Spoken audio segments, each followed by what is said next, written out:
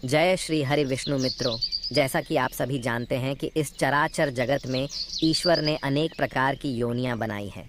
उन्हीं योनियों में जीव जंतु भी शामिल हैं और अनेक प्रकार के कीड़े मकोड़े भी हैं, जिनमें से कुछ बड़े जीव हैं और कुछ छोटे जीव हैं। और इनमें से कुछ ऐसे जीव हैं जिनको कुछ दुष्ट मनुष्य मारकर खाते हैं। मित्रों, कुछ मनुष्यों के मन में यह प्रश्न अवश्य उठ रहा होगा कि क्या भगवान ने जीवों को मारकर खाने के लिए बनाया है? क्या मांस खाना पुण्य है या पाप? आज की इस ज्ञानवर्धक वीडियो में हम आपको यही बताएंगे कि जीवों को मारकर खाने से पाप लगता है या नहीं। जैसे पशु पक्षी, भेड़ बकरी, गाय भैंस, मुर्गा आदि समस्त प्राणियों का मांस खाने से मनुष्य को अपने जीवन के अंतिम दिनों में कौन से पाप भोगने पड़ते हैं। तो चलिए मित्रों, आज की इस वीडियो में जानते हैं कि जीव जंतुओं को मारकर खाना कितना सही है और कितना गलत, और ऐसा करने वालों को यमलोक में यमराज के द्वारा कौन सी सज़ा मिलती है। मित्रों, इस कलयुग में ऐसे लाखों करोड़ों लोग मिलेंगे जो मांस खाते हैं और मांस खाने को सही मानते हैं और कहते हैं यदि हम इन जीवों को नहीं खाएंगे तो इनकी संख्या बढ़ जाएगी और ये संख्या में मनुष्यों से ज़्यादा हो जाएंगे। इसलिए भगवान ने इन जीवों को हमें खाने के लिए ही बनाया है। इनको मारकर खाने से हमें कोई पाप नहीं लगता है। और कुछ लोग ऐसे भी हैं जो जीवों को मारकर खाने को पाप मानते हैं और उनका कहना है कि मांस खाने से पाप लगता है और मांस खाने वालों की पूजा आराधना ईश्वर स्वीकार नहीं करते। उन्हें कुंभीपाक नरक में कठोर से कठोर सज़ा मिलती है। प्रिय मित्रों, आज मैं आपको एक बहुत ही सुंदर कथा के माध्यम से बताऊंगा कि मांस खाना मनुष्यों के लिए कितना सही है और कितना गलत, और भगवान ने मांस खाने वालों के बारे में क्या बताया है और उन्हें नरक लोक में कौन सी सज़ा मिलती है। एक बार की बात है, भगवान श्री कृष्ण द्वारिका नगरी में अपने सिंहासन पर विराजमान थे। तभी उनके पास देवी सत्यभामा व्याकुल मन से आती हैं और भगवान श्री कृष्ण से कहती हैं, हे प्रभु, आज जब मैं द्वारिका नगरी में अपनी सखियों के साथ भ्रमण कर रही थी तो मैंने देखा कि कुछ दुष्ट मनुष्य छोटे छोटे असहाय जीवों को मारकर उन्हें अपना भोजन बना रहे हैं। हे प्रभु, यह देखकर मेरे मन में एक प्रश्न उठ रहा है और मैं चाहती हूँ कि आप मेरे प्रश्न का उत्तर दें। तो भगवान श्री कृष्ण ने कहा, हे देवी सत्यभामा, तुम्हारे मन में कौन सा प्रश्न उठ रहा है? मुझे निश्चिंत होकर बताओ, मैं अवश्य ही आपके प्रश्न का उत्तर दूंगा। तो देवी सत्यभामा ने कहा, हे प्रभु, क्या छोटे छोटे इन निर्दोष जीवों को मारकर खाना मनुष्य के लिए पाप है या पुण्य है? तो भगवान श्री कृष्ण ने मुस्कुराते हुए कहा, हे देवी, मैं आपके इस प्रश्न का उत्तर एक पौराणिक कथा के माध्यम से देना चाहता हूँ। इस कथा को सुनकर तुम्हें पता चल जाएगा कि मांस खाना पाप है या पुण्य है। फिर देवी सत्यभामा उत्सुकता से बोली, प्रभु, आप कथा सुनाइए, मैं आपके मुख से कथा सुनने के लिए उत्सुक हूँ। मित्रों, भगवान श्री कृष्ण ने कहा, हे देवी सत्यभामा, प्राचीन काल में चंद्रपुर नाम का एक गांव था। उस गांव में एक धनवान व्यक्ति रहता था। उसके घर में धन धान्य की कोई कमी नहीं थी। एक दिन उसने तीर्थ यात्रा पर जाने की योजना बनाई। तीर्थ यात्रा पर जाने से पहले उसने अपने घर में एक विशाल भंडारे का आयोजन किया और गांव के सभी लोगों को उस भंडारे में आमंत्रित किया। गांव के सभी लोग भंडारे में भोजन करने के लिए उसके यहाँ आए। मित्रों, उस धनवान व्यक्ति ने भंडारे में दो तरह के भोजन बनवाए थे, एक शाकाहारी भोजन और दूसरा मांसाहारी भोजन। मांसाहारी भोजन में उसने बकरी, मुर्गा, मछली आदि बनवाया था और सभी गांव वालों को बकरी, मुर्गा और मछली का मांस परोसा गया और गांव वालों ने बहुत स्वाद से खाया। और जो लोग मांस खाना पाप मानते थे उन्होंने शाकाहारी भोजन खाया। और सभी गांव वालों के भोजन करने के बाद उस धनवान व्यक्ति ने जब यह देखा कि कुछ गांव वालों ने तो भोजन में मांस मछली खा ली, परंतु कुछ लोगों ने इसको हाथ भी नहीं लगाया, और यह देखकर उस धनवान व्यक्ति ने सभी गांव वालों को एक जगह पर बुलाया और उन्हें संबोधित करते हुए कहा, मेरे प्रिय ग्रामवासियों, मैंने आप सभी को यह बताने के लिए एकत्रित किया है कि ये मांस, मछलियाँ और छोटे जीवों को ईश्वर ने हम इंसानों को खाने के लिए ही बनाया है, ताकि हम उनको मार कर खा सकें। और ईश्वर ने अन्य भोजन के साथ साथ मनुष्यों को खाने के लिए मछलियाँ और कई तरह के छोटे छोटे जीवों को जन्म दिया है। उस धनवान व्यक्ति की यह बात सुनकर सभा में बैठा एक 18 वर्षीय लड़के ने कहा, श्रीमान जी, आप गलत कह रहे हैं। उस नवयुवक लड़के की इस बात को सुनकर वहां उपस्थित सब गांव के लोग आश्चर्यचकित हो गए और उसकी तरफ देखने लगे। तभी उस धनी व्यक्ति ने कहा, बेटा, तुम्हारे कहने का मतलब क्या है? तब उस लड़के ने बहुत ही सरल स्वभाव में कहा, श्रीमान जी, इस संसार में समस्त जीवों को परमात्मा ने बनाया है, लेकिन इनको मार कर खाने के लिए नहीं, बल्कि इनको अपना जीवन जीने के लिए। और यह छोटे छोटे जीव भी पृथ्वी पर रहने वाले मनुष्यों की तरह ही जन्म लेते हैं और मनुष्यों की तरह ही उनकी भी मृत्यु होती है। और जिस तरह हम मनुष्यों को चोट लगने पर पीड़ा होती है, उसी तरह उन्हें भी पीड़ा होती है। और इस संसार में कोई भी प्राणी किसी अन्य प्राणी से श्रेष्ठ नहीं है, बल्कि सभी जीव जंतु और मनुष्य समान हैं। वह अलग बात है कि ईश्वर की कृपा से मनुष्यों की बुद्धि ज़्यादा विकसित है और जीव जंतुओं की कम। लेकिन इसका मतलब यह नहीं कि आप ज़्यादा शक्तिशाली हैं तो अपने से कम शक्तिशाली वाले जीवों को मारकर उन्हें अपना भोजन बनाएं। श्रीमान जी, यह कहना गलत है कि ईश्वर ने छोटे जीवों को हमें खाने के लिए बनाया है। हम अपने स्वाद के लिए और अपनी जीविका के लिए और भी चीज़ें खाकर अपना पेट भर सकते हैं। ईश्वर ने हमें जीव जंतुओं से अधिक बुद्धि दी है। इसका मतलब यह नहीं कि हम अपने शरीर के पोषण के लिए किसी को भी मार खा सकते हैं। यदि कोई जीव जंतु आपसे कमज़ोर है तो इसका मतलब यह नहीं कि आप उन्हें मार कर खाओगे और भगवान ने उन्हें आपके खाने के लिए बना दिया।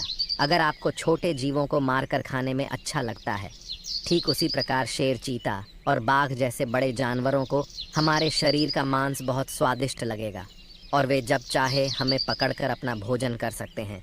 तो इसका मतलब यह कदापि नहीं है कि ईश्वर ने हमें शेर, चीता और बाघ के भोजन के लिए बनाया है। यदि आप ऐसा मानते हैं कि मुर्गा, मछली, भेड़, बकरी को भगवान ने हमारे भोजन के लिए बनाया है, तो फिर शेर, चीता, बाघ से अपनी रक्षा क्यों करते हो? भगवान ने आपको भी तो उनके भोजन के लिए बनाया है, तो आप शेर, चीता और बाघ जैसे जानवरों से खुद को क्यों बचाते हो?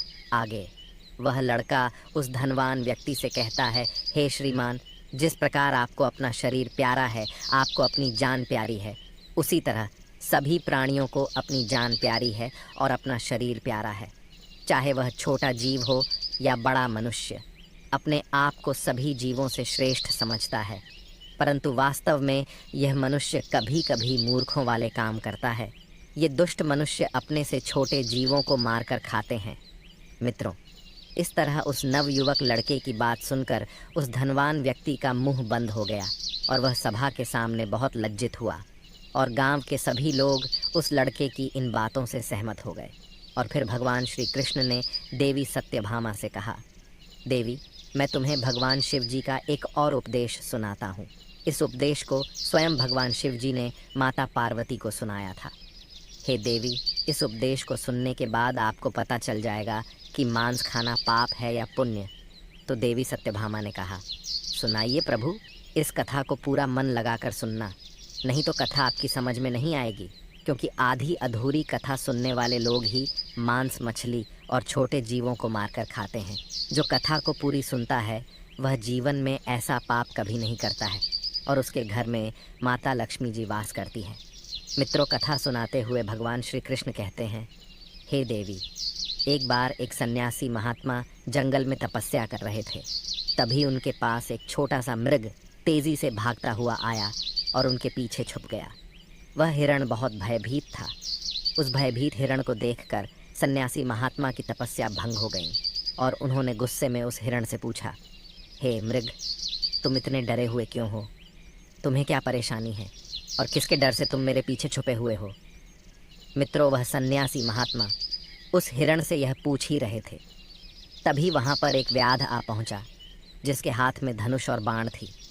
वह व्याध सन्यासी महात्मा से कहने लगा, हे सन्यासी, इस हिरण को मुझे दे दो। मैंने इस हिरण को अपना शिकार बनाने के लिए इसका पीछा काफ़ी दूर से किया है, इसलिए इस हिरण पर मेरा अधिकार है और यह मेरा शिकार है। मैं इसे मारकर अपना भोजन बनाऊंगा।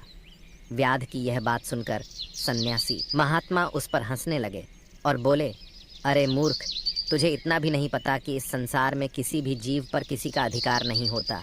हर प्राणी पर केवल उसका ही अधिकार होता है।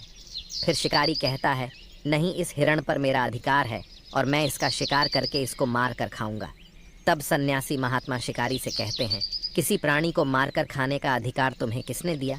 और इसको मारने का अधिकार तो उसको भी नहीं है जिसने इसे जन्म दिया है, और किसी भी जीव को मारना पाप है।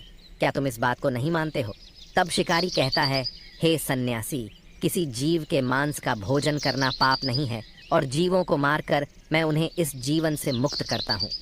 फिर ऐसा करना पाप कैसे हो सकता? यह तो उनके लिए सौभाग्य की बात है।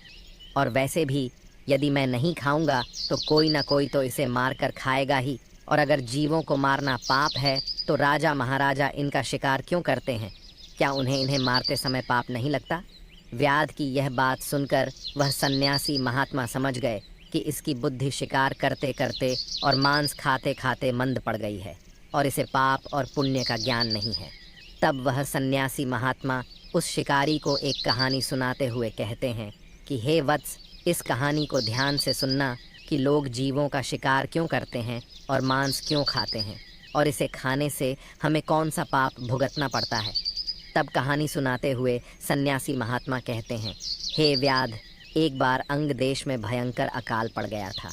लोगों की फसलें पूरी तरह से नष्ट हो गई थीं। वहाँ के लोग भोजन की तलाश में इधर उधर भटकने लगे और लोग भूख से मरने लगे थे।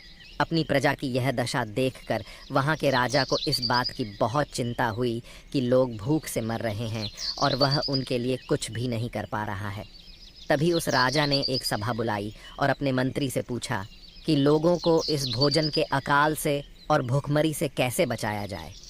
राजा की बात सुनकर सभा में उपस्थित सभी मंत्री महामंत्री सोच में पड़ गए कि इसका उपाय क्या है। तब उस सभा में एक मांस खाने वाला व्यक्ति बैठा था। उसने सोचा कि मांस को भोजन में शामिल करने का यह अच्छा मौका है। यदि राजा की अनुमति मिल गई तो हम खुलेआम जीवों को मारकर अपना भोजन बना सकेंगे और मनमानी करेंगे, कोई रोक टोक भी नहीं होगी। उसने राजा को सुझाव देते हुए कहा, महाराज, इस भुखमरी से बचने का एक विकल्प है। क्यों ना हम जीवों को मारकर उनका मांस खाए। इससे भुखमरी का संकट भी दूर हो जाएगा और भोजन का अकाल भी खत्म हो जाएगा। इसमें धन भी खर्च नहीं होगा और हमारा पेट भी भर जाएगा। सभा में बैठे सभी लोगों को यह बात सही लगी और सबने बोला, महाराज, भूखमरी से बचने का यही एकमात्र विकल्प है। लेकिन राजा के महामंत्री उस व्यक्ति की यह बात बिल्कुल सही नहीं लगी और वह सभा में चुपचाप बैठा था। तब राजा ने पूछा, महामंत्री जी, आप चुप क्यों बैठे हो? तब महामंत्री ने कहा, महाराज, जीवों को मारकर खाना सही नहीं है और मैं अपनी राय आपको कल दूंगा। और रात होते ही महामंत्री जी उस व्यक्ति के घर गए जिसने मांस खाने की बात कही थी, और मंत्री ने उस व्यक्ति से कहा, भाई, आज शाम को अचानक से महाराज की तबीयत बहुत ख़राब हो गई है और वैद्य ने कहा है कि यदि राजा को किसी मोटे ताज़े और हष्ट पुष्ट इंसान का थोड़ा सा मांस खाने को मिल जाए तो वे पूरी तरह से ठीक हो जाएंगे। और तुम मुझे हष्ट पुष्ट और मोटे ताज़े दिख रहे हो, इसलिए मैं आपका मांस लेने आया हूँ। और मुझे विश्वास है कि आप राजा को बचाने के लिए हमें अपना मांस ज़रूर देंगे। यदि तुम हमें अपने शरीर से थोड़ा सा मांस दे दोगे तो महाराज ठीक हो जाएंगे। इसके बदले में महाराज तुम्हें बहुत सारा धन देने के लिए तैयार है। महामंत्री की यह बात सुनकर वह आदमी बहुत डर गया और वह भागता हुआ अपने घर के अंदर गया और अपने घर से बहुत सी स्वर्ण मुद्राएं लाकर महामंत्री को दे दिया और कहा, महामंत्री जी, आप मेरे शरीर के मांस के बदले यह स्वर्ण मुद्राएं ले लीजिए और इन स्वर्ण मुद्राओं से किसी और का मांस खरीद लीजिए। फिर महामंत्री बोले, नहीं भाई, राजा ने आपका ही मांस लाने को कहा है क्योंकि आप बहुत हष्ट पुष्ट हैं और थोड़ा सा मांस देने से आपका कुछ नहीं बिगड़ेगा और राजा की जान भी बच जाएगी, और इसके बदले महाराज तुम्हें राजकीय सलाहकार के पद पर नियुक्त कर देंगे। यह सुनकर वह व्यक्ति महामंत्री के पैर पकड़कर बोला, मंत्री जी, मुझे माफ़ कर दो, मैं अपने शरीर का मांस नहीं दे सकता। इतना कहकर वह वहाँ से भागने लगा। मंत्री ने कहा, तुमको यहाँ से भागने की कोई ज़रूरत नहीं है। यदि तुमको अपना मांस नहीं देना है तो मत दो, मैं तुम्हारी यह स्वर्ण मुद्राएं लेकर जा रहा हूँ। इतना कहकर महामंत्री वहाँ से चले गए और इसी प्रकार एक एक करके महामंत्री नगर के सभी घरों में गए और सबसे इसी तरह अपने शरीर से थोड़ा मांस देने का आग्रह किया। लेकिन सबने मांस के बदले अपने घर से लाकर स्वर्ण मुद्राएं दी। किसी ने 1 लाख तो किसी ने 2 लाख मुद्राएं दी, लेकिन अपने शरीर से मांस किसी ने नहीं दिया। फिर महामंत्री उन मुद्राओं को लेकर अपने घर चले गए और अगले दिन सुबह सुबह सारे लोग राजा को देखने उसके महल पहुँचे और महामंत्री भी उन मुद्राओं को लेकर राजा के दरबार में पहुँच गए और उन मुद्राओं को राजा के सामने रख दिया। इतना सारा धन देखकर राजा बोले, महामंत्री जी, आप इतना सारा धन कहाँ से लाए हैं? तब महामंत्री ने राजा को मांस वाली पूरी बात बताई और कहा, महाराज, मैं इन लोगों के घर गया था और मैंने इनसे झूठ बोलते हुए कहा कि महाराज की तबीयत बहुत ख़राब है और उन्हें थोड़े से मांस की ज़रूरत है, और इस तरह करके सबके घर गया और सबसे यही बात कही तो सब ने मांस देने से मना कर दिया और सब ने इसके बदले में ये धन और स्वर्ण मुद्राएं दी हैं। फिर महामंत्री ने कहा, महाराज, अब आप ही इस बात का निर्णय लीजिए कि इन लोगों ने अपने शरीर का मांस देने से मना कर दिया और बदले इतना सारा धन दिया है, और यही लोग कल सभा में बोल रहे थे कि हम जीवों को मारकर उनका मांस खाकर भुखमरी से बच सकते हैं। आगे वह मंत्री कहता है, हे महाराज, जब इन मनुष्यों को अपने शरीर से थोड़ा सा मांस देने में इतनी तकलीफ होती है तो सोचिए उन जीवों पर क्या बीतती होगी जिन्हें ये निर्दयी होकर मार देते हैं। महामंत्री की इस बात को सुनकर राजा को यह बात समझ आ गई थी कि हमें जीवों को मारकर नहीं खाना चाहिए। इस प्रकार वह सन्यासी महात्मा ने उस व्याध से कहा कि हे व्याध, यह कहानी सुनकर तुमको समझ आ गया होगा कि अपना शरीर सबको प्रिय होता है, चाहे वह कोई मनुष्य हो या कोई जीव। इस संसार में सबके प्राण उतने ही मूल्यवान होते हैं जितने कि आपके हैं, इसलिए हमें किसी को मार कर नहीं खाना चाहिए, क्योंकि यदि मनुष्य को कोई चोट पहुंचाता है तो उसे बहुत दर्द होता है, परंतु यह दुष्ट मनुष्य अन्य जीवों को मारते समय एक पल भी नहीं सोचता और उन निर्दोष जीवों को बहुत ही बेरहमी से मार देता है। हे व्याध, जिस तरह तुम इस हिरण को मारने के लिए इसका पीछा कर रहे हो, यदि इसी तरह कोई तुमको अपना शिकार बनाए और तुमको मार कर खा जाए तो कैसा होगा? जिस दिन तुम्हारा शिकार कोई बड़ा जानवर करेगा, उस दिन तुम्हें दूसरों की ज़िंदगी की कीमत समझ में आ जाएगी।